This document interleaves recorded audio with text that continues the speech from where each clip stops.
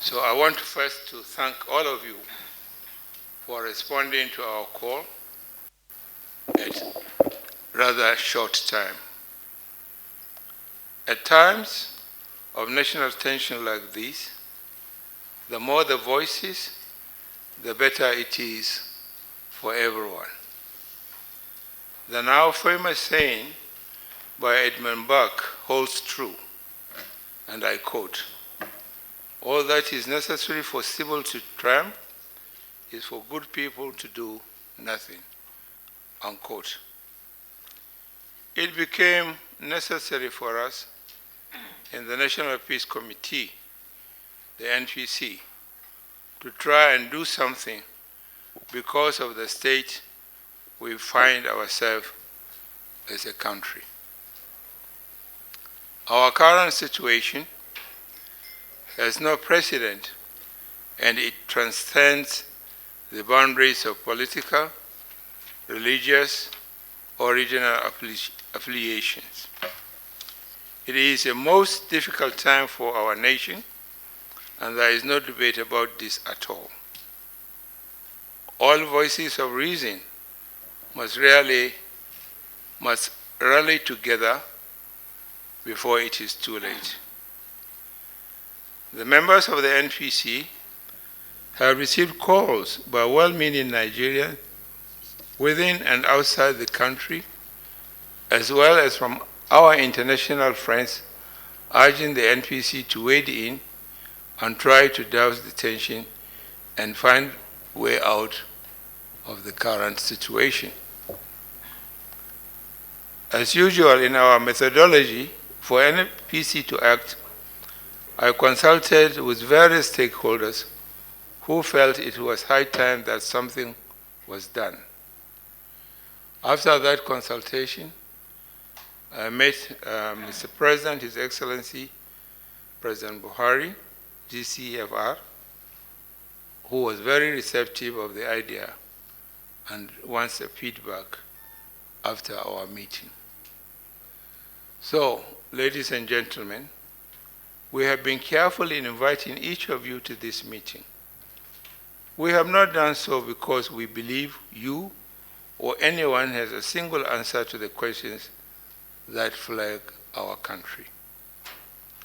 We all must agree that there is no single silver bullet to solve our problems.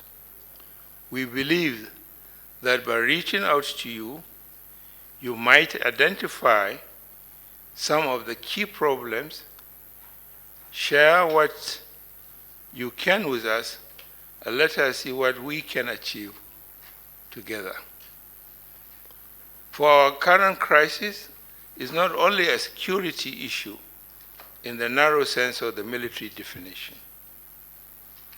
The state of insecurity is all-encompassing today.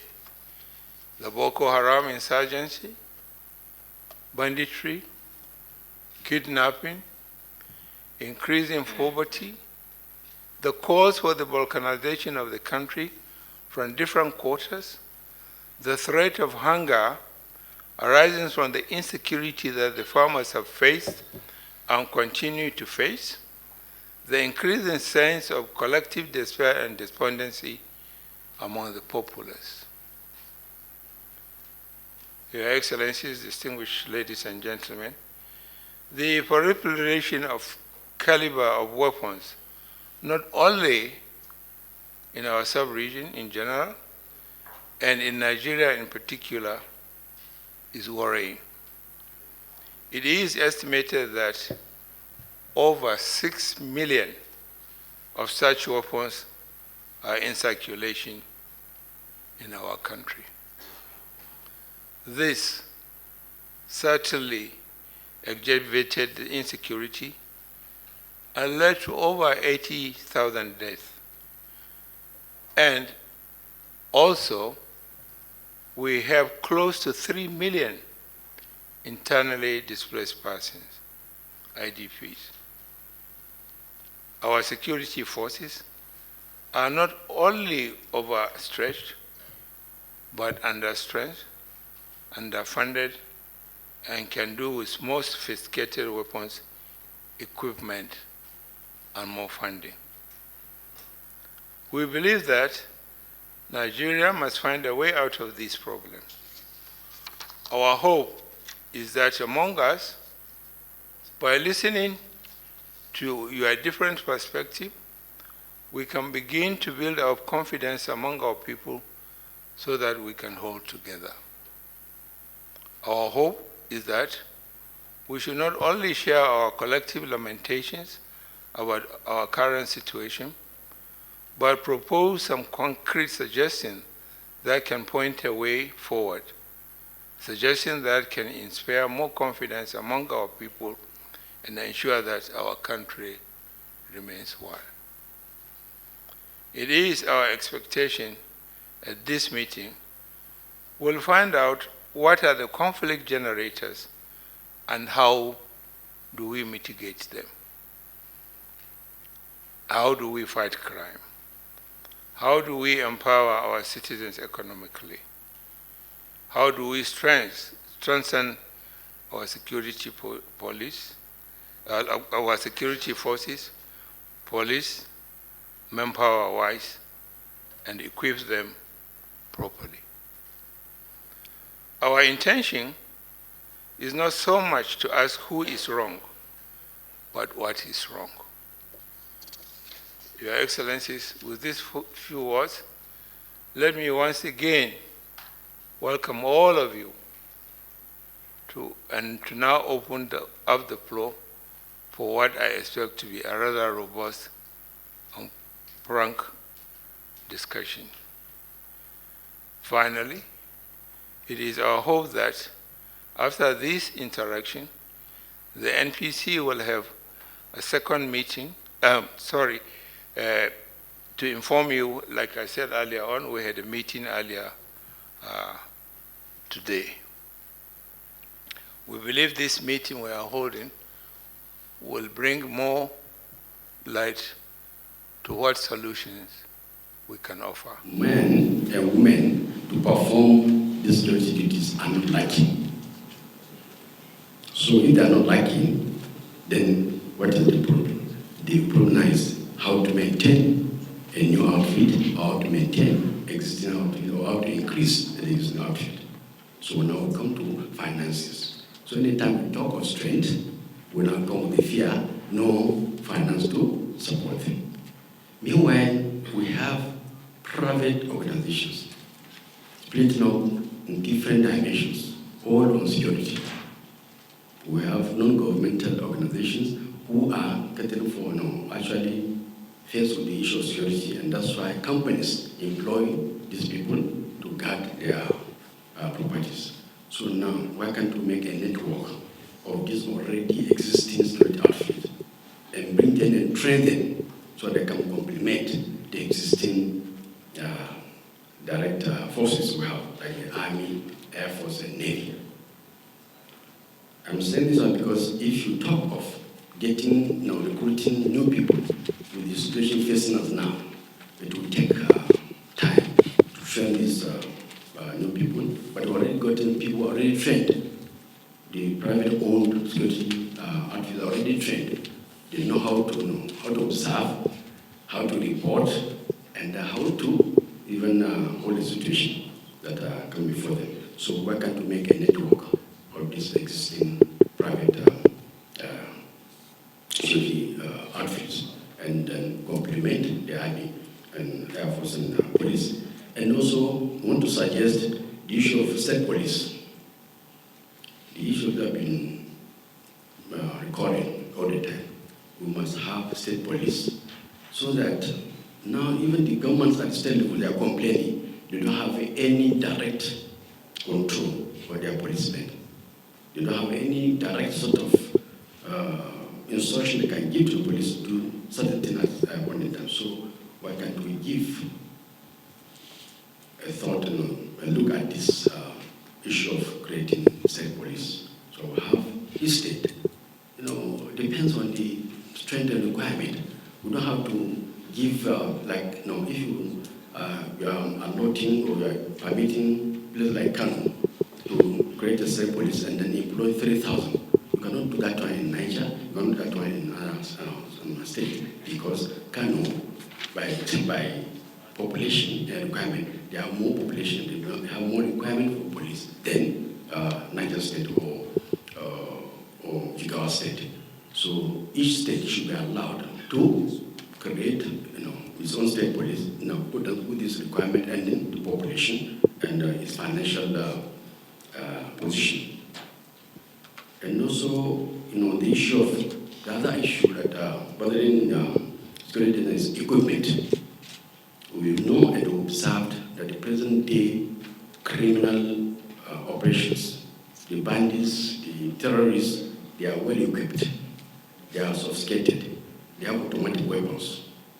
Now, compared to our security agents, you can see the bandits operate even using RPG, using AA guns, using all sorts of sophisticated guns, but our own agents experiencely operating with small arms, even getting ammunition is a problem.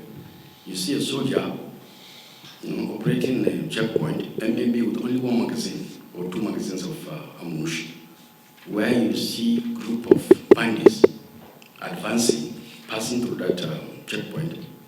There are about maybe 30 or 50 motorcycles, and each motorcycle will carry about 2 bandits per motorcycle, and also getting, and so that's another aspect. So we need to increase our equipment wholly, get our facilities to be well equipped so they can match the present day threats of banditry and terrorism. Then the other aspect is logistics. Our security agents actually, they are down in logistics. Take the example of what happened about a few months back, aircraft leaving Mina to come to Abuja to fuel up.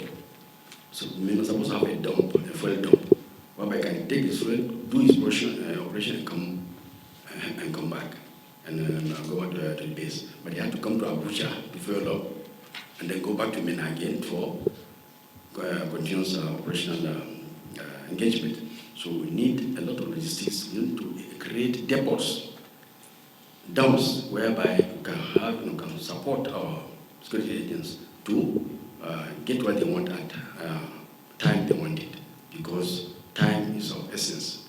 We brief strongly, especially in the military. Time and space is very, very important. By the time you get information, by the time you carry out this information, you require quick timing.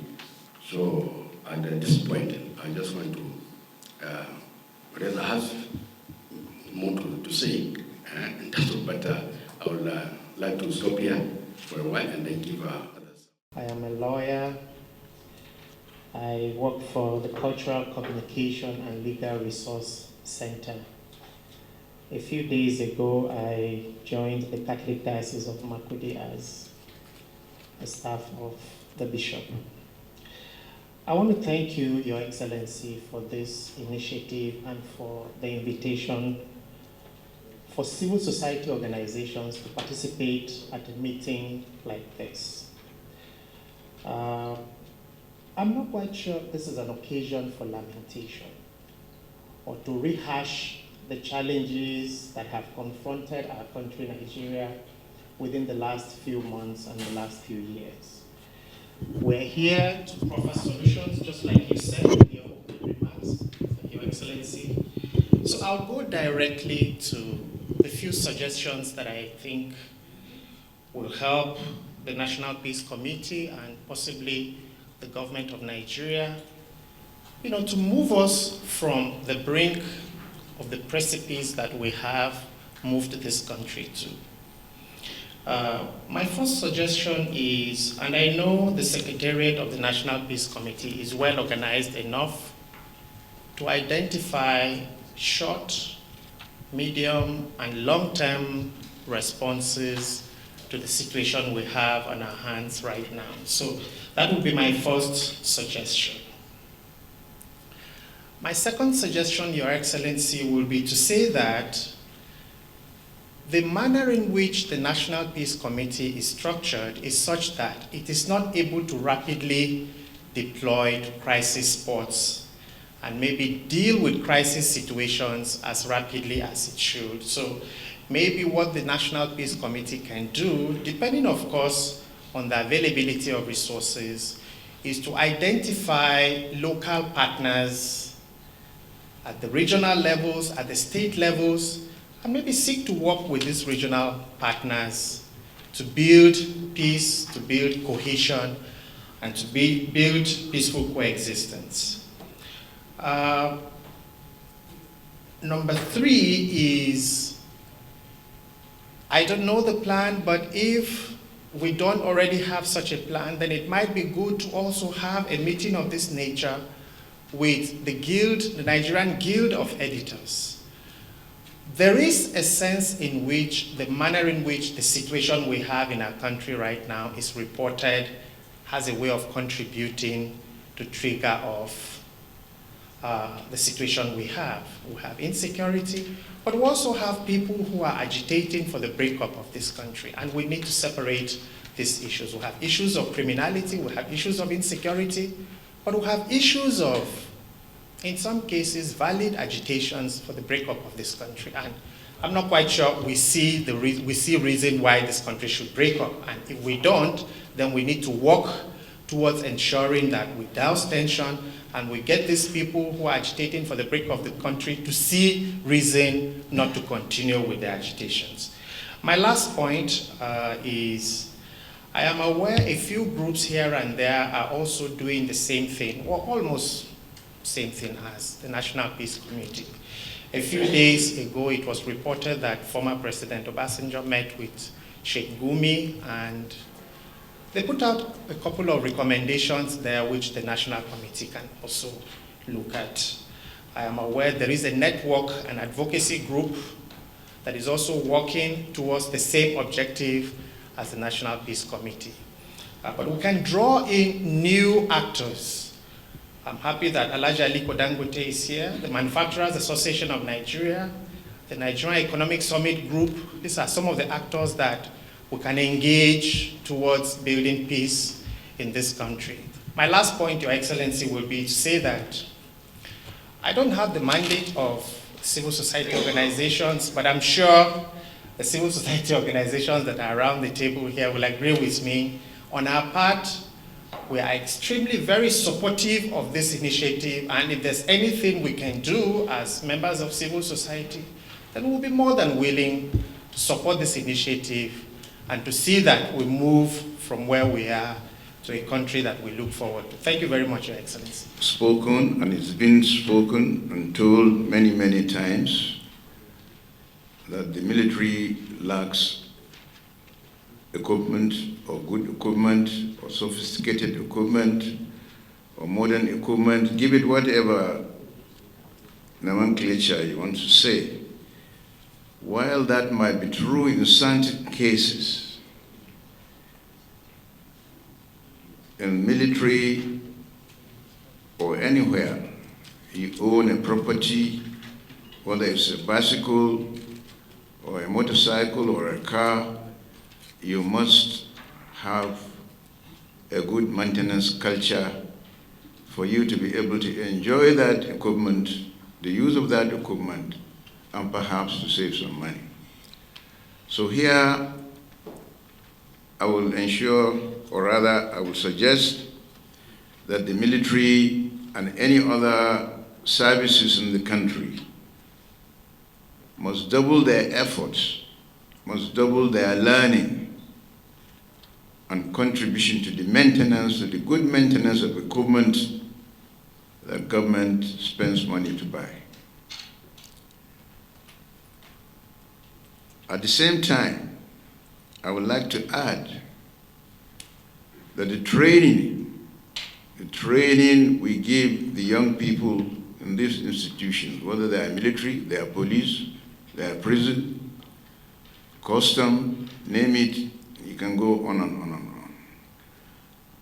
From my personal experience, since I retired, 1999 till today, I have the privilege of interviewing young people, young officers occasionally, and I'm not convinced that the training we used to get those years, those times are the same. That requires an immediate checkup on the training institutions.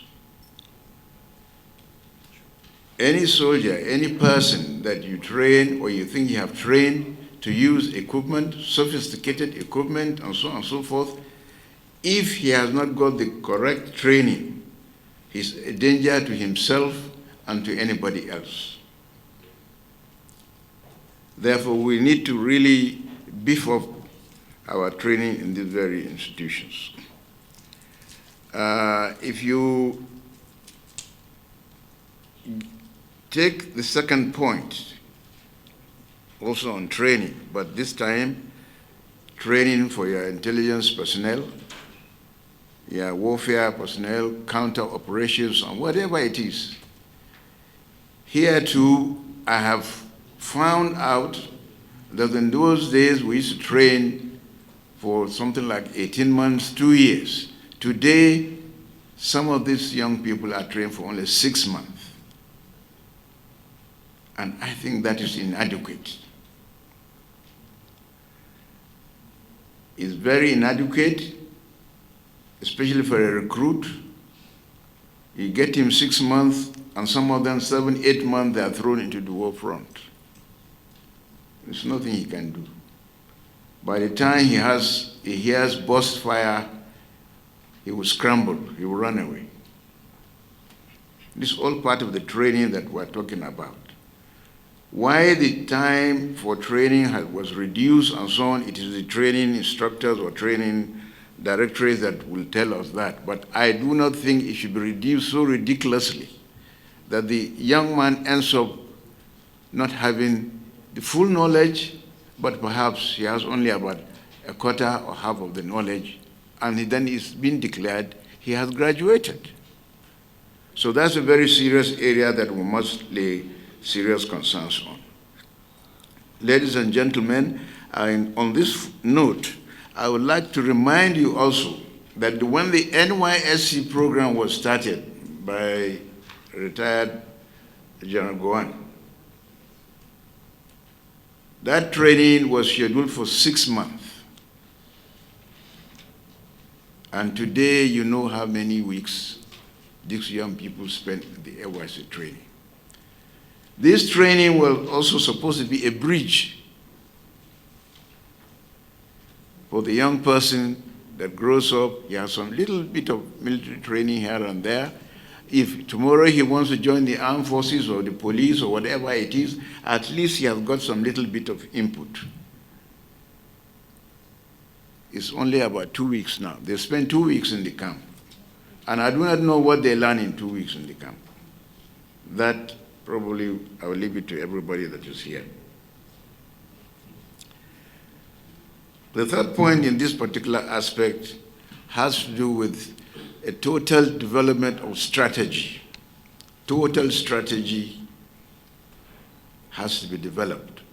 I wasn't here, as I said, in the morning when the service chiefs were here. But I do not think that an issue like the Boko Haram issue, which is now taking us to between 11 to 12 years, is beyond what Nigeria can defeat within the minimum period of time. So something must have gone wrong somewhere. The strategy for all sorts of conflicts are clearly defined. We've got officers trained in these areas, but then the correct final decision must be taken if you have to come out of this Boko Haram thing. I do not think it is beyond us. It's not. Equipment or no equipment, it really doesn't come up. If you remember our civil disturbances that we had, what sort of equipment were we using? In Makadi, we are using the DC-3. For those of you who know the DC-3, if you don't know it, well, it was an arcade aircraft, but that's what we used. And that's what the armory people, or the, what do you call them, armorers, load their aircraft, and then they use that. So today we have got more sophisticated weapons. And I think if we sit down and put our heads together, we should be able to come up with a solution on this. Boko Haram issue or no Boko Haram issue has taken too long a story for this country. We must get out of it as quickly as we can. The second to the last point, Mr. Chairman, the NEF also suggests that rhetorics and activities which threaten Nigerians, but particularly Nigerians who live far from their places of origin, such as the northern communities who live in the south, have to be completely corrected, immediately corrected.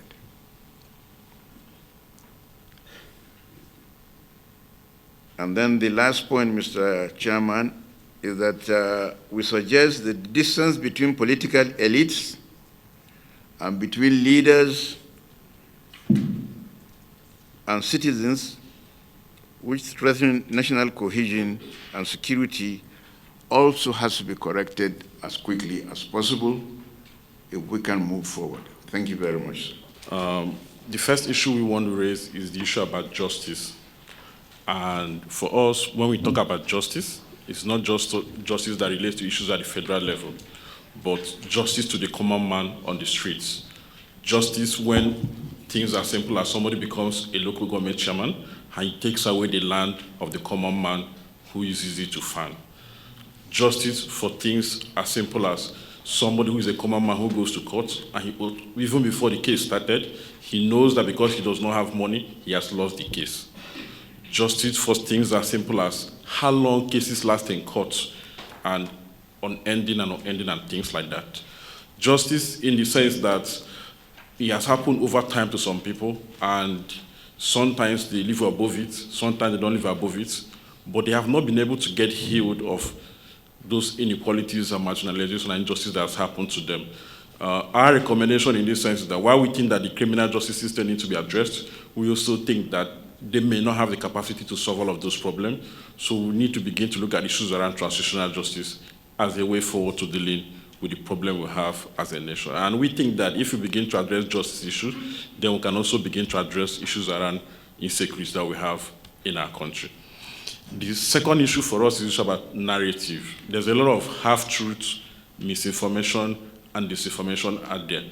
And it is so worrying because it's not just being driven by social media where everybody has the right to just go and put anything. But because sometimes when you also read the traditional media, in terms of newspapers, you wonder how they came about some of these things that they write.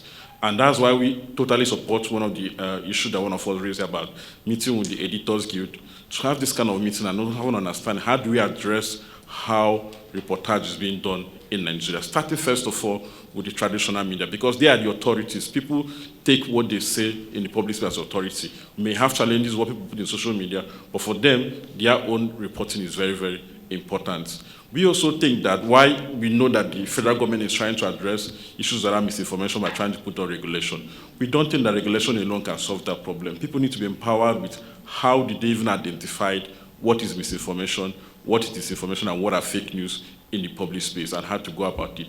And these are very, very important issues we think that need to be addressed. The other issue for us, issues about economic empowerment. And I'll give one practical example. Unemployment. You will notice that unemployment is growing, but look at Imo State, for instance, where we have had the prisons and the police attacked recently. And look at the unemployment rate in the last 2-3 years. That state has recorded the highest unemployment rate in Nigeria, even without not having conflicts. That state has the highest, one of the highest number of people who are unemployed that are not migrating, but they're living in that place. So we need to also begin to, and it's not just about federal governments on addressing unemployment problem. We need to also begin to talk about state accountability. What are state governors also doing to address the unemployment problem at the state level, as we talk about what the federal government can do. And some of these issues about what kind of program can states also begin to create to solve this problem for their people at the state level and also at the local government level as well. We also think that the morals of our policemen has also gone down and they have become endangered species. Starting from the NSAS protest to now the recent issue that's happening in most parts of the Southeast, we think that police need to be empowered, not just in terms of resources, but also in terms of being able to recruit more of policemen to join them, but also in terms of the policing welfare. What is the way? If you go to the barracks of people who have employed to work as policemen for us, you weep for them. How do we begin to address this kind of issues so that they'll be empowered to do the work that we need to do? But again, and lastly, beyond just meeting at this level, I recognize the point that one of us has earlier read, and also recognize your response about the fact that there are other state-level engagements going on. But you know, in Nigeria today, one of the biggest problems is that people need their voices to be in the public space. And that for their voices to be in the public space, in most cases, at the point where we are, it's not just about having state governors or state kind of representatives. Imagine what you are doing today, that you are sitting down at the regional level, yourself, your excellency, and the caliber of people you have at the regional level having this kind of meetings. People just want to ventilate. They want their voices to be heard. It's good that we are sitting down here and we are privileged to probably be among the elites, but the ordinary man on the streets want to ventilate, and they need this kind of opportunities for them to speak out their voice. And I think that one way or the other, they may even end up bringing out more better solutions that probably we can talk about here going forward. Thank you very much. Currently, we have the military involved in internal security in the country, even at the time that they are fighting war with Boko Haram. For the civil society sector, this is actually not a good practice. It shows that our internal security agencies are highly deficient in terms of capacity to manage the issues within the economy. We have more than one internal security agency. We have seen that their capacity is quite low. So I'll be looking at the quick wins, things we can achieve quickly and things we can do in the long run. First, like many have said, the capacity of the internal security agencies. Do we go back to building their capacity in such a way that they can respond to modern challenges? Again, the police hasn't been able to recruit in the last few years because of, we assume, conflict between the Police Service Commission and the Nigerian Police Force, who should recruit. And I think this should be a responsibility for the committee. Can we help to resolve this issue so that if we are going to recruit more hands, we know who can clearly recruit? Can we withdraw the case in court? Can the agencies in court share their sword and then find solution to the current challenges? Another thing is, can our recruitment be departmentalized based on profession? Can we begin to have, if you are posting people into intelligence, can we have them from the foregoing? Can we have them from the beginning, that they are properly trained for intelligence purpose only and they are in the police service? You are not going to move them into litigation. You are not going to move them into forest or as forest rangers. Can we have the various specialization within the police sector departmentalized properly in such a way that you grow through the rank? You are in this department from the beginning to the end. Your work is to gather intelligence. Your work is to handle litigation. You know what you're supposed to do. We are now in a different era. We need to think out of the box. Another thing is, what we have seen so far is military intervention, paramilitary intervention. Can we have, perhaps at the national level and then step down at the state level, a civic group per se, more like a strategy committee? You have experts to simulate disaggregated interventions based on issues per state or region. Not that we have a one size-fits-all approach at the national level, or we have only military or paramilitary intervention. We need to do this. And then in the long run, like it has been mentioned, the state police is an idea that the time has come. We can no longer shy away from it. We need to give responsibilities to those at the state levels, to those at the local government level, to continuously intervene in their own internal security, not having to call Abuja to do anything. And then finally, the state government and the local government have a lot of responsibility. Can we begin to impress on them to hold dialogue sessions? Most of these grieving groups have leaders who have faces. We know them. Those who are causing harms, we know them. At what point do we dialogue with them? At what point do we give faces to the various group leaders? At what point can we bring them to a table at the local level to say, now we have had this to our truth, what should we do?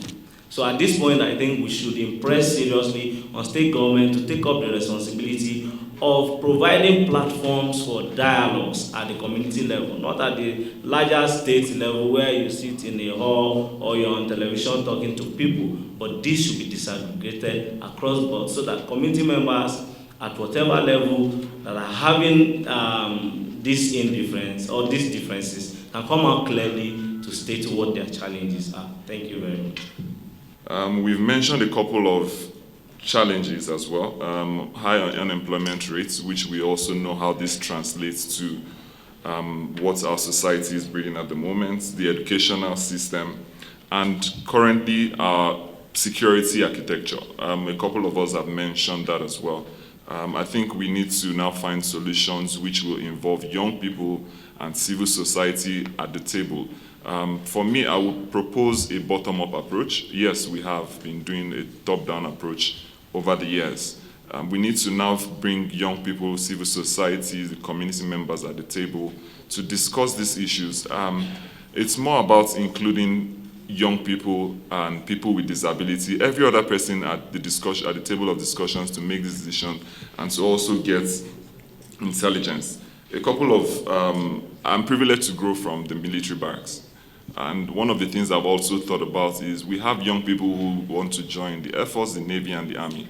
How about where we get to train these people as volunteers to gather intelligence down at the different barracks we have? We know these people have friends in university and wherever they school. So this is how we build peer networks, and we can also influence ourselves when we begin to train young people at that level. At Accountability Lab as well, we also have what we call an innovation challenge, where we also bring young people to have innovations around issues. And now we're looking at about 7 states in the Northwest, which will be training young people on peace and security issues which we've identified. We'll be glad to see how that can go and feed back to this process. Also, I mentioned about the culture, the broken lack of trust earlier. We need to now start having a rethink on the value system. The national anthem talks of the last verse, the last stanza of the second verse of the national anthem talks about to build a nation where peace and justice reigns. A couple of us have lost that value as young people. They don't grow up with knowing on any of these things that builds into our culture and helps us live the life we want to live. Lastly, I mentioned the police, the security architecture. We need to now begin to build policies and laws that will hold people accountable. One of the major challenges is the inequality in our society. Some people seem to be above the law, but if we begin to rethink our policies and our processes to ensure that people who are everybody is held accountable at the same level, and that will work for us generally. Thank you very much. There is no way we keep on talking about lack of jobs and co. There's no way any jobs could actually be created without peace. So we need peace for jobs to be created, and I think it is our collective responsibility for us to make sure that, yes, the environment is right. Couple of the media people, they believe that only bad news sells. So I think we need to be very, very careful. I don't see any country where people just keep, disseminating bad news throughout. I mean, I always get text messages saying that, yes, there was a shooting there, there was shooting. In fact, some areas, you find out that there wasn't any shooting at all. But people just keep reporting this kind of bad news. And I think security is our jobs, everybody, right from security man at your gate to the boss himself. We need to be reporting any suspicious, activities. One thing that I can assure you of is that this committee, being led by our chairman, will do its best to make sure that we escalate this, your suggestions to the highest authority. The business community also, they are trying to see, okay, fine, what can they contribute? Because you look at what happened in Lagos, the NSAS issue, police didn't even have tear gas. So there's no way. We have also responsibilities that we need to really, do our own bit. For example, people say, no, they don't want to, some people, they don't pay taxes, they don't pay this. So how do you expect a government to function without paying taxes? You have to. They want to increase VAT, somebody will shout.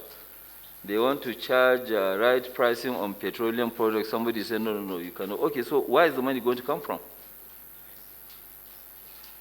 So it is a collective responsibility. If you want to be safe, then you have to actually contribute your own quota to be safe. I mean, it doesn't come that cheap.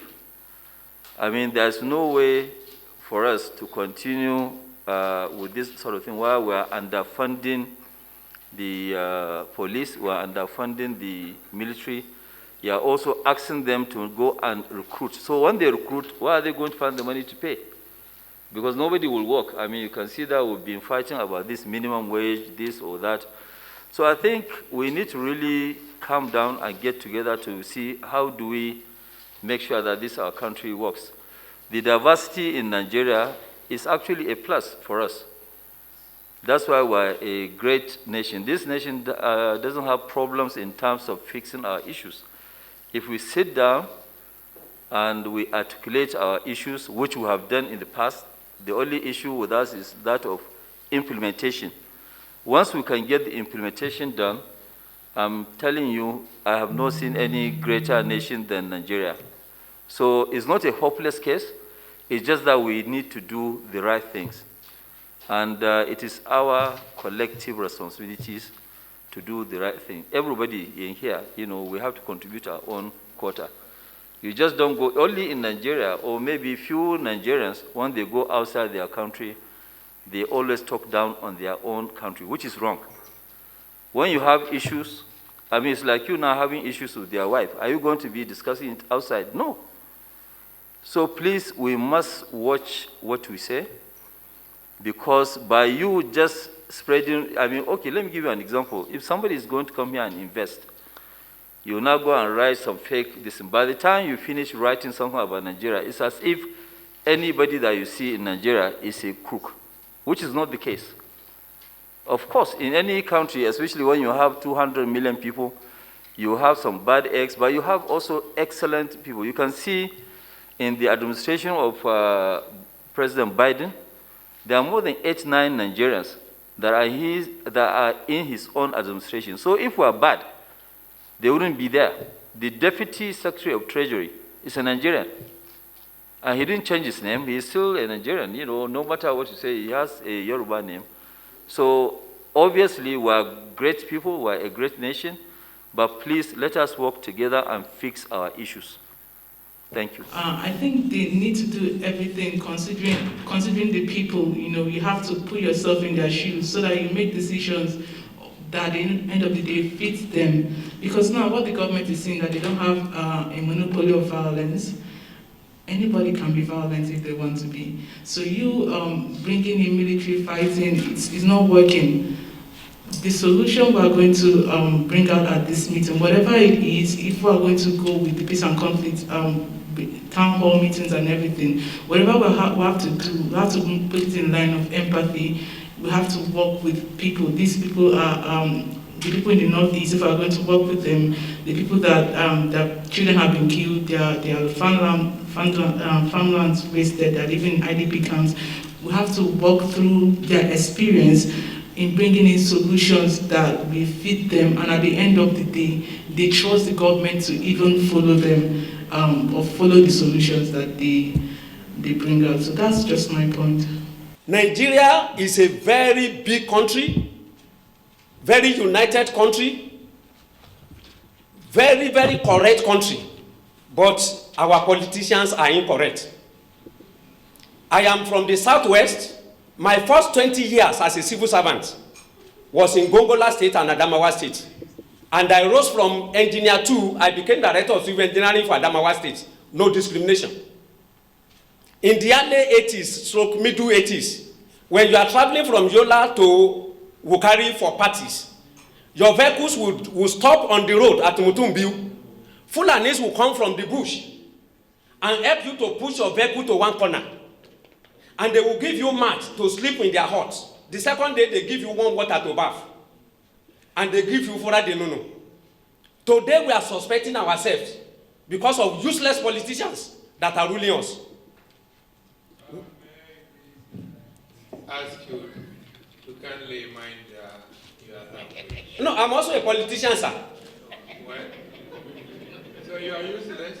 No, I am not. I said some politicians. So, Your Excellency, with all due respect, I thank God in 1989, when I was marrying in Uzoakoli, you sent a package to me when you were GOC in that place. You are a correct man, sir. So, I want to implore the National Peace Committee to please find a way to give the politicians reorientation. There must be social reorientation, there must be value system reorientation, and there must be spiritual reorientation. I mean, in Yola in those days, I am a Christian. Most of my friends are Muslims. When I have something to do in the church, they come. When they have something to do in the mosque, I go. When we are reciting attendance, I do it. But today we are suspecting ourselves. We have to go back to the olden days so that we can see ourselves as one. And I know we are going to get there. Please, Mr. Chairman, we must have proper reorientation for our politicians so that Nigeria can grow from strength to strength. The bigger we are as a nation, the better for us. And there is no doubt in my mind that either devil like it or not, Nigeria must be great. But our politicians are not helping matters, including I am a politician, but I am not useless. So, Mr. Chairman, sir, we have to reiterate to our politicians to be very careful. Nigeria is bigger than anybody. In a situation where you use poverty and hunger, and when you begin to bring money, you go and behead somebody. They will say, yes, and go and behead. It doesn't work.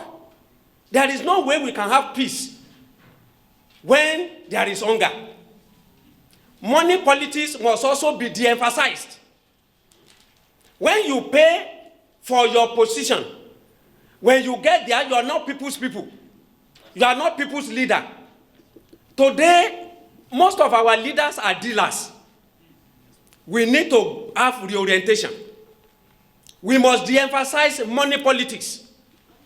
Some people will bring money, and when you say go, they go. When you say stop, they stop. It will not work. I thank God sincerely that the people on the head table, they are men of integrity. What the love you have for Nigeria, God will love you also and love your children. We do not want Nigeria to scatter. We must unite together. I am a Yoruba man from the West. I marry an Igbo man from Abia State. And all my life is in the North. If you want to divide Nigeria, you have to scatter me to 3 places. So please, Nigeria must not scatter. Thank you very much. So I would like to suggest, if the Peace Committee can impress it on the government to revisit the 2014 National Conference report. I think if they do that, it will address some of the issues that are causing people to want to break away from Nigeria. Thank you very much. I assure you, sir, any decision that the committee comes up with, that he and the few people he is talking with will totally support and make sure that we get handle on this issue because it's of national concern. I am also a former minister from Adamawa, Northeast Nigeria, sir. I happen to know one or two things. I am the victim personally of the insurgency in the Northeast. I lost my junior brother up to today from this. He was abducted since 2014. He was not found. Sir, one fundamental issue is the level of unemployment in this country. Home was occupied by Boko Haram for 1 week. And luckily enough, it is from Hong and Gombe that the military and the intervention of the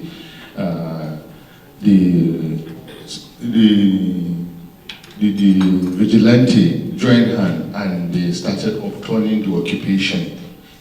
And a lot of the Boko Harams were killed between Hong and Gombe. Most of the people that were killed, they were foreign currency on them. They were machineries rented. So it is the idleness of our young people that is being recruited, and most of them are being paid, except if they were abducted by force. So, sir, any suggestion you will make, government alone cannot create employment. But whatever government can do to create enabling environment for more and more enterprises to come up to engage these young people, the better for us. Because out of every 10, sir, conservatively, 7 young people are idle. And it's a common knowledge. An idle hand is a devil's workshop. That is why if you go to the West, the moment they see unemployment going to 5–10%, it's a national emergency in developed setting.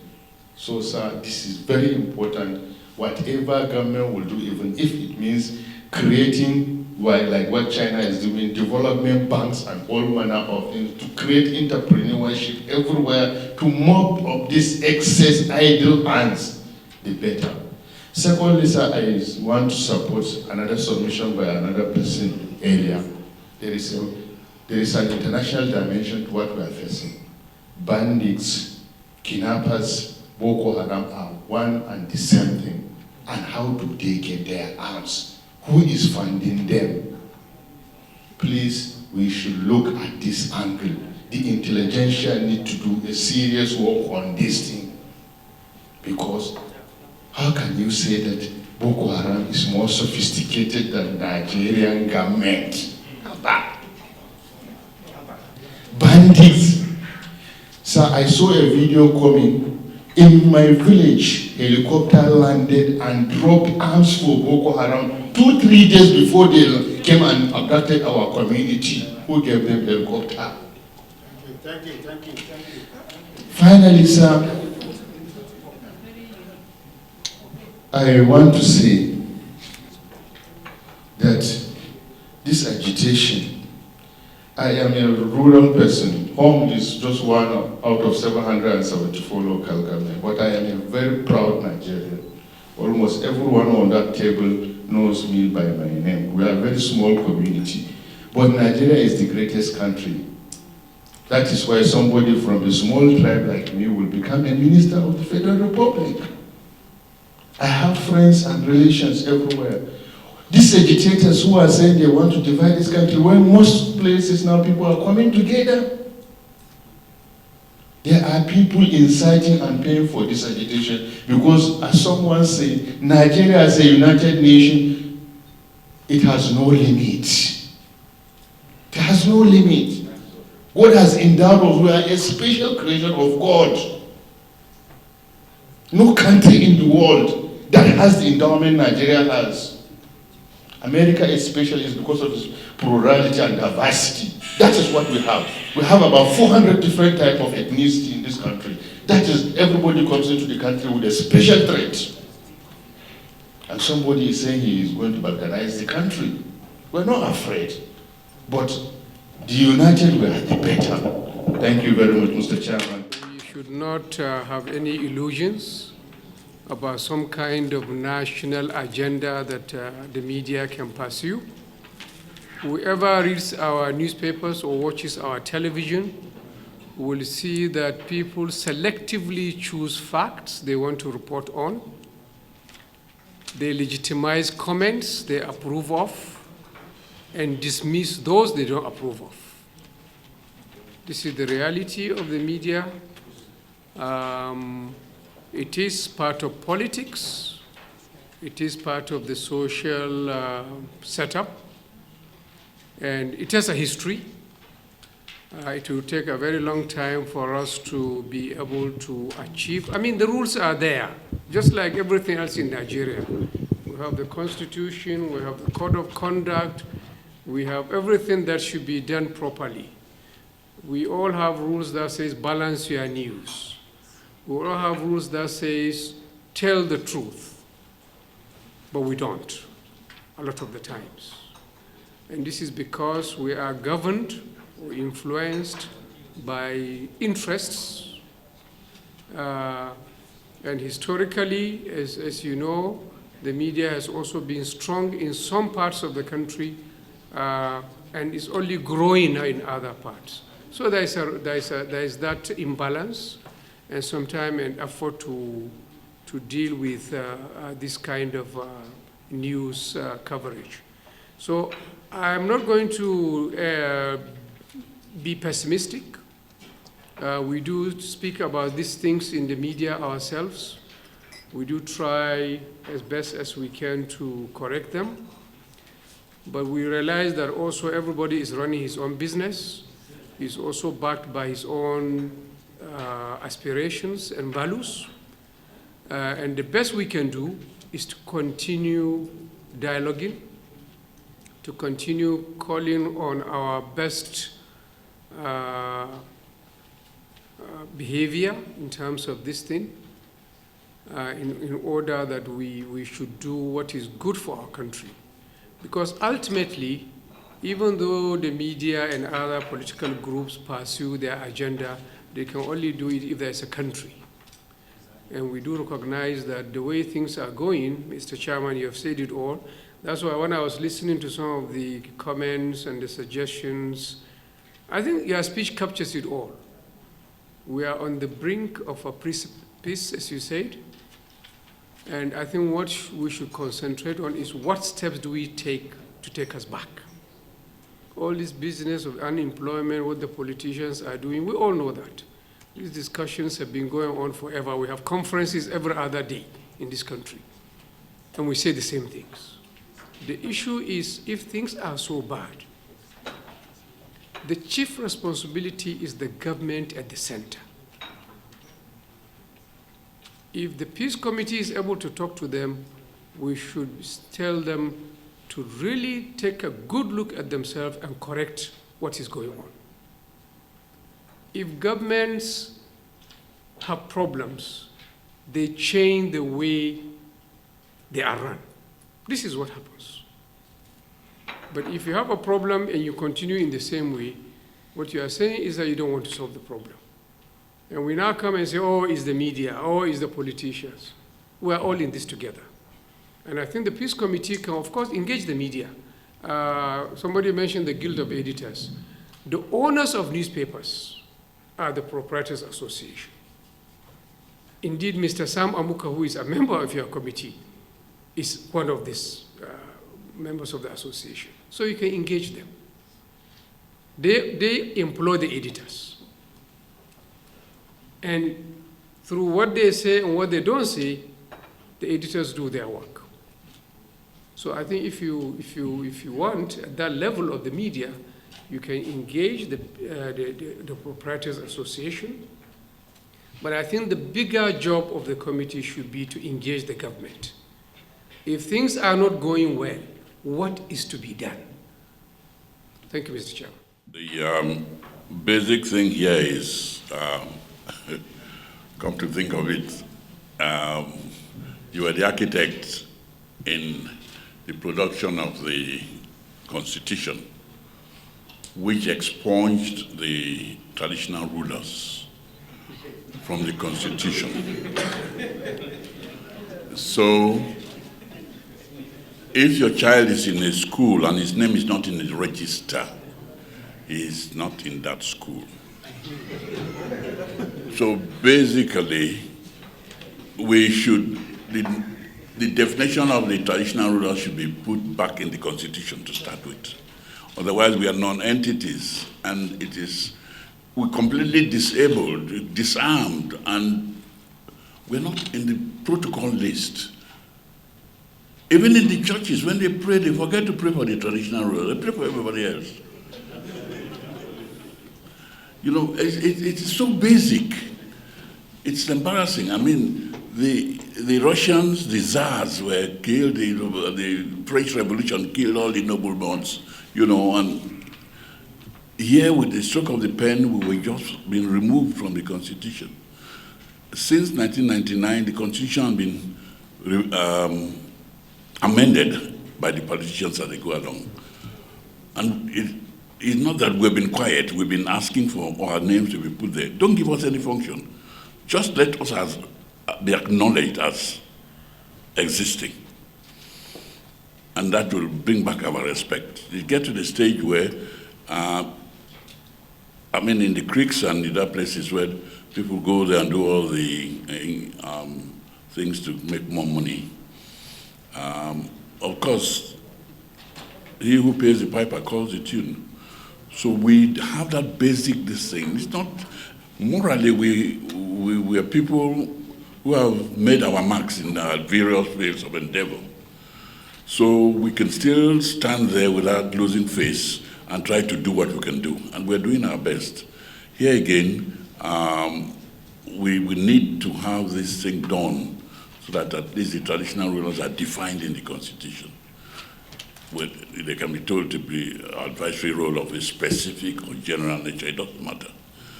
But something, a small clause should be done as soon as possible, please. That is one.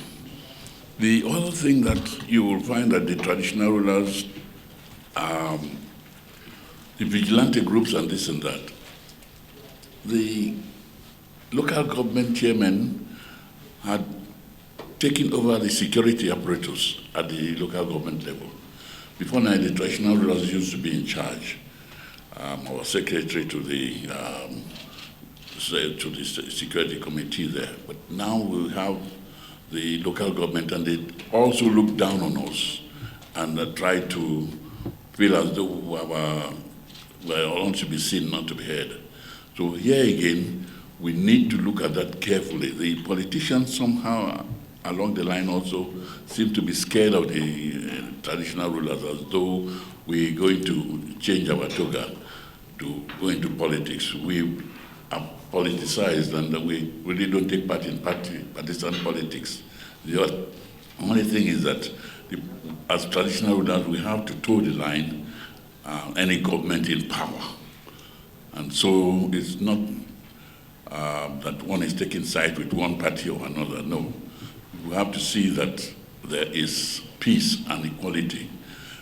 Thirdly, you know, you will also find that the local government, 774 of them, Bayelsa has only 8. It's a whole state, 8 local governments. And when they want to have state police, we get 8 shares, where Kano might be having 44. When they want to share monthly revenue and things, we get such a small amount that is ridiculous. And something should be done with the creation of states. Bayelsa started with 8, and it should have been propped up to at least 16 or 20. So here again, to development levels, and people come to us for welfare. And if we don't have the wherewithal and earning capacity, how do you now? There used to be 5% of the local government revenue that was given to traditional rulers. That too is not coming. So frankly, you find, how does a traditional ruler who cannot, for instance, in the South, we don't go collecting tax or anything. How do we take care of the vigilantes and all that? So we still have to fall back on government to be able to fund this. And I've had cases where I go to see the governor, he approves that we can give them such stipend at least for their pollution of their uniforms and so on. And it is being sent to us through the local government chairman who short-circuits it for himself and then tries to set up some parallel bodies and so on. So there's this basic thing where the traditional rulers no earning capacity and also no status. But thank God, as I said again, most of us have achieved top various careers. So we have that confidence to be able to even stand and talk and face our people and try to give them advice. Otherwise, they look at us, and if you look at the situation in security here, it is going from a ridiculous situation to a ludicrous one, where whoever is sponsoring the bandits can now go to the police station, sack it, go to the prison, release people. Even in Abuja, it's not safe. People coming from the golf course going towards the ECOWAS are being attacked on the highway. And that is an area which is just right behind the villa. So the whole thing has become so ridiculous that somebody is just taking the mickey out of the government. We really need to look at it very carefully. You'll find that the whole government and places have been infiltrated, and they're making a ridicule of the government. So the Peace Committee has a task to be able to look at it again, and we should now have a way also of how much secret is it being kept, how secret are actions being taken, being kept secret. You'll find that the whole system, there's no secrecy in the government. Whatever the planning in the police, this thing, somebody's leaking it out. There are too many moles. So here again, we really need to maybe start thinking of overhauling the whole system. In some countries, some military officers were even taken and to go in and reform the police. The police is the main apparatus for internal security. So we need to really look at the police carefully, and that's what brings us back again to state police, local government police, and following what takes in the presidential system. It is very important. Also, all the things being mentioned, I was listening, nobody has mentioned sea piracy. There's a lot of sea piracy going on in this, along our coast, very seriously. So we need to have the Navy going out there to do their patrol instead of staying inshore. The inshore should be left for a Coast Guard. We have a road safety corps. Where is the waterway safety corps? We have so much waterway, very viable waterways. We should create a waterway safety corps, even if just an eye on the river. They're not taking anybody's job. But the Navy also should go deep sea and stay deep sea, while a Coast Guard should be created to do what they are trying to do now. As I said again, the main question is how do the traditional rulers, we are ready to work, but they will need to be funded also. Thank you. Distinguished brothers and sisters in the struggle, we're all one, and that's why we're here. I would like to thank you once more on behalf of all of us for accepting to be here with us. And thank you most sincerely for all the good comments and the bad comments you passed. I'm sure we will use the good comments because they are much, much more than the few bad ones. I would like to thank especially Mike of the Catholic Distinct for those beautiful points you raised. We have taken them in, and I think these are very valuable points you have raised. And also, Kabir Yusuf, although you were with us in the morning, these were part of the comments I gave. This morning we had a very beautiful session. with the high and mighty of the federal government, from the Senate President to the Speaker, to the Governors Forum Chairman, and the Northern Governors Forum Chairman, and APC Governors Forum Chairman, from the Minister of Defense himself, to the NSA himself, to the service chiefs, the CDS, the Chief Army Staff, Navy, Air Force, DGSSF, all were here this morning. And then, of course, the party leaders, including the IPAC chairman. I'm saying this for you to know what we went through this morning before you came in. And one of the most fruitful days I think we've had since we put on this committee, which you all know we voluntarily came together in 2015 to ensure that peaceful elections were held. And of course, you all know the outcome. And we continue 2019, inshallah, to continue 2023. But I have heard so many comments, which I think very, very credible and commendable points you have raised. And that's why the chairman felt the type of leaders you have in you should also come and so that we listen to them. And then also pick the points that we need so that when we go down to brief Mr. President, we'll have views from across the section of this country. And you are the ones that are really with the masses. You are the ones who have told us what we should do, what should be done. So I'd like to thank you most sincerely. And I want to, somebody mentioned the role of this peace committee. We should be trying to intervene in issues to stabilize the polity.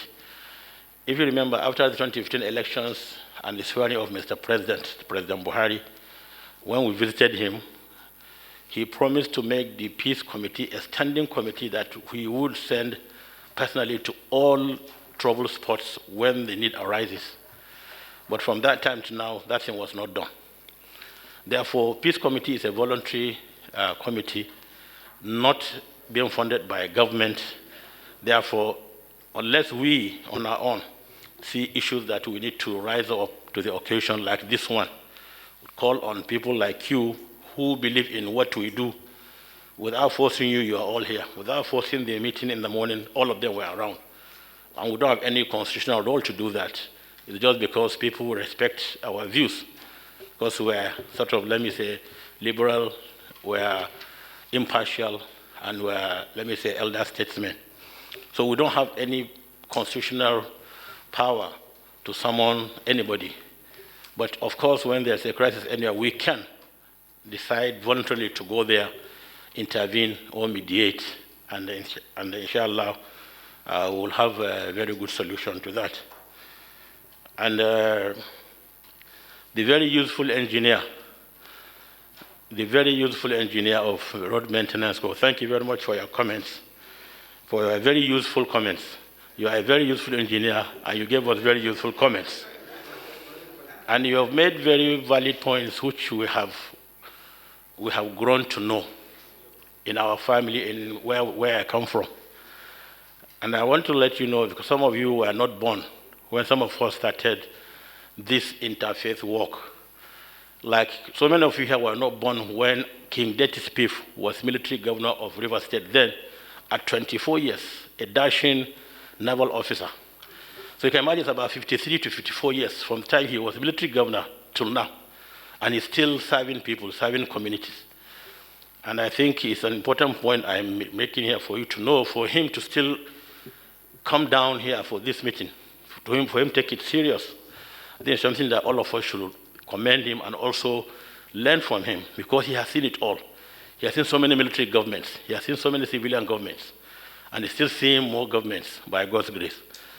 So for him to be here and to make these comments, I think it's something that we need to learn from him.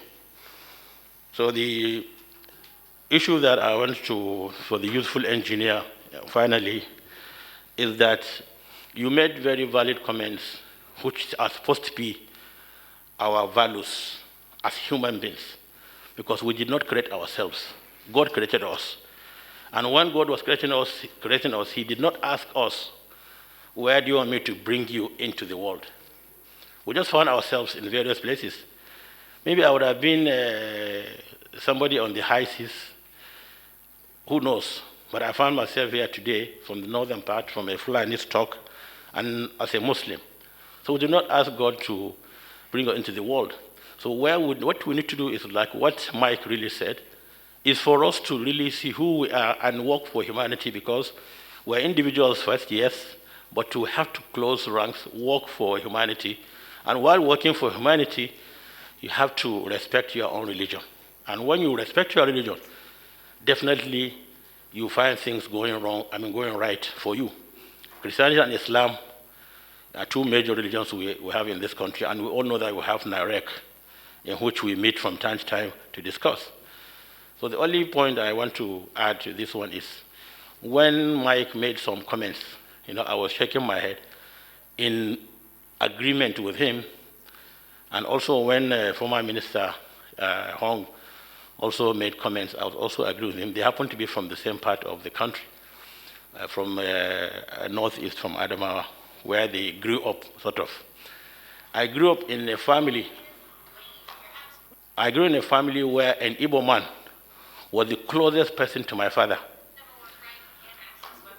An Igbo man called Mamandeke was closest person to my father, and he was entering any part of the palace, into the women's haram and everything. An old man. He died in the palace at 112 years. His grave is right behind my room there in the palace. That's the area, that's the time when we never differentiate between Igbo, Yoruba, Hausa, and whatever. We see you first as human being. And if you decide to follow any religion, it's your own problem. And we as leaders, we have to know that we are going to account for this leadership God gave us. If we don't do so here, when we do meet God Almighty on the D-Day, He's going to ask us. So please, let's put aside sentiments. Let's look at the various problems Nigeria is facing. Let's look at being your brother's keeper. Because the two major religions all preach to us, ordered us to be your brother's keeper. So let's look at this and don't allow the elites, because the elites are few in number, but they are very, very vocal. They are the ones shouting, you want to break Nigeria, you want to break Nigeria. But the common man doesn't even notice Nigeria. He wants to eat one single meal a day, and that's all. That's all what he needs. But you employ people, give them drugs, and then with few naira in their pockets, you find them burning people's homes and killing people and things like that. That is not politics. So I'd like to once more thank all of you for coming and continue to reach out to us. We are always very open. You have traditional rulers. We picked one from the 6 geopolitical zone. Some of them couldn't come. And I'm not here as traditional ruler. I'm here as a member of the Peace Committee, in which our chairman is here. And we've had a long day. And I want to thank you once more. Feel free to reach out to us anytime, whether you are in the media, you are in the social, whatever it is, you are in the civil society groups. Don't stay back until we call for such meeting. It's very important. If you have any point you want to raise with the chairman or Bishop Kuka or me or anybody, please feel free to reach out to us, email, telephones. I talked to so many of you on phones. Feel free to do so, but that's the only way we can take action on some of the issues before they get out of hand. So I'd like to thank you most sincerely for accepting this invitation. I wish you all the very best and safe trip back to various destinations. Each and every one of us at this meeting, it shows that all of us, regardless of tribe, religion, we are thinking about Nigeria. And we are thinking how to make it a better place and how to ensure there is peace and security. For sure, if there is no peace, there wouldn't be any country. And I'm happy to see you, the younger generation, are really taking this issue seriously and trying to get your heads together to see how we can make a better life for our citizens. I really appreciate you accepting our invitation and honoring it. We have taken note of all you are suggesting. We are going to sift all the points and recommendations made from the first meeting and this meeting, and we made our recommendations accordingly to the various quarters. And let's hope together we can lift Nigeria together.